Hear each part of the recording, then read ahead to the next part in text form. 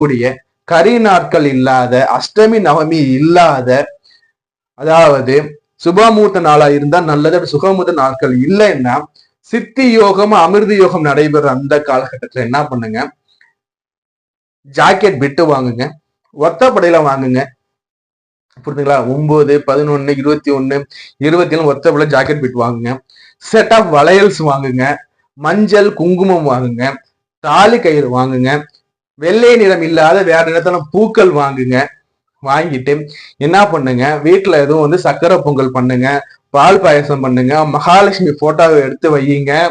ராககால வேலை இல்லாத, புரியுதுங்களா, காண்டர்ல பாத்தீங்கன்னா போட்டிருப்பாங்க நல்ல நேரம் போட்டிருப்பாங்க. அந்த நல்ல நேரத்துல என்ன பண்ணுங்கன்னா சுமங்கலியை கூப்பிடுங்க. எத்தனை பேருக்கு வாங்கியிருக்கீங்களோ அத்தனை சுமங்கலியை கூப்பிடுங்க.